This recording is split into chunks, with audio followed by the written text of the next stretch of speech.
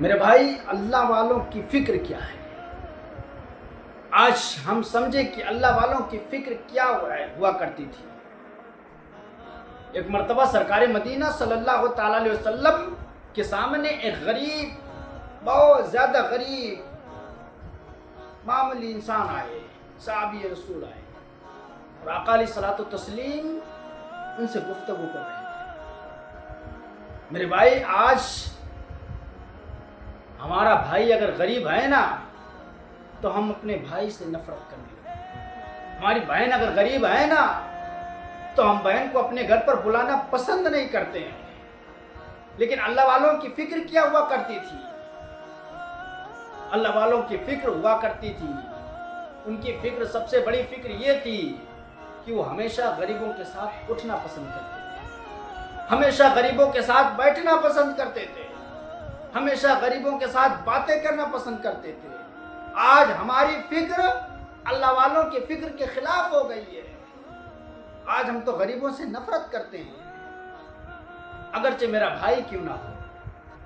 میرے بھائی، آقا علیہ الصلوۃ والتسلیم کے سامنے بہت غریب صحابی آئے، حضور ان سے باتیں کر رہے تھے۔ اسی درمیان حضرت جبریل علیہ الصلوۃ والتسلیم تشریف لائے۔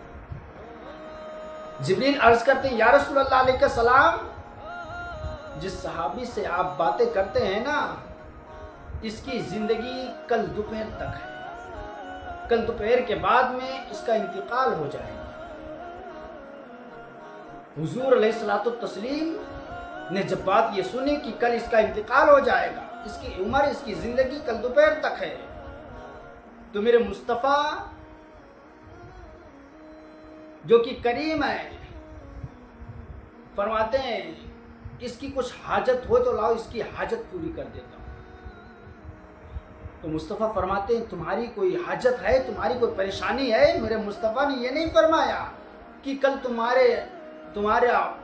تمہاری عمر صرف کل تک ہے، کل دوپہر میں تمہارا انتقال ہو جائے گا، یہ نہیں کہا، بلکہ کہا کہ تم کو کوئی چیز کی ضرورت ہے تو تمہاری ضرورت کو پورا کر دو۔ تو مصطفیٰ علیہ الصلوۃ والتسلیم سے وہ صحابی عرض کرتے ہیں، یا رسول اللہ علیہ السلام، میں نے پوری زندگی میں کبھی میٹھا نہیں کھایا ہے،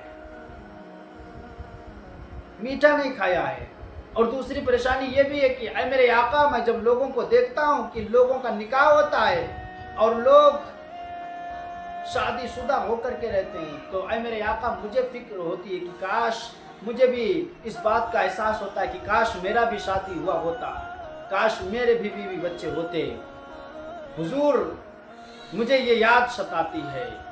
تو آقا علیہ الصلوۃ والتسلیم نے فرمایا، صحابی رسول کو بلایا، تمام صحابہ حاضر ہوئے۔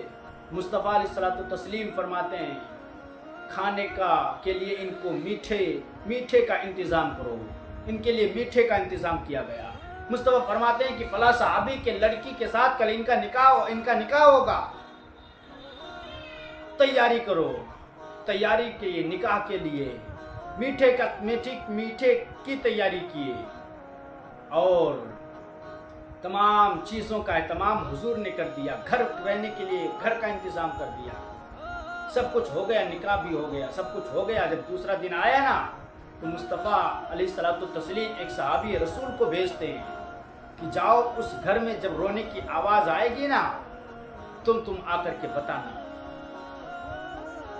وہ صحابی گئے،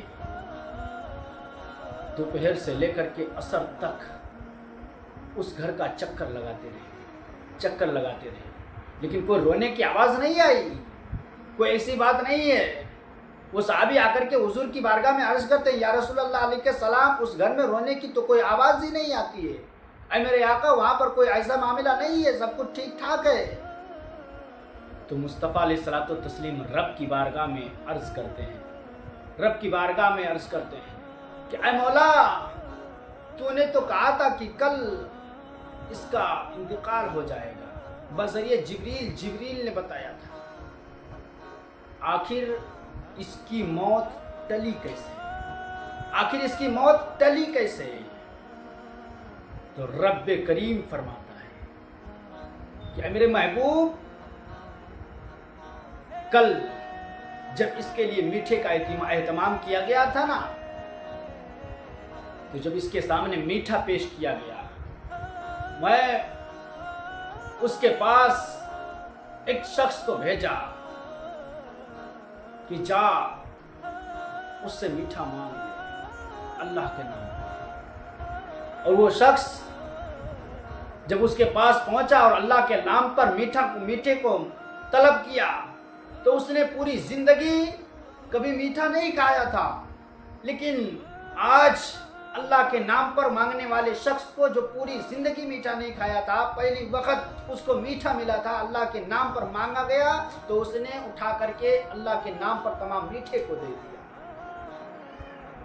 تو وہ غریب جاتے جاتے اس نے دعا کی کہ اے مولا، اس نے تیرے نام پر مجھے پورا میٹھا دے دیا ہے، مولا اس کی جوڑی کو ہمیشہ سلامت رکھنا، اور اے مولا اس کی جوڑی کو ہمیشہ سلامت رکھنا، اور اس کو ڈھیر سارے اولاد عطا فرما۔ اس کی دعا سے، اس غریب کی دعا سے میں نے اس کی موت کو ٹال دیا ہے۔ اللہ اکبر۔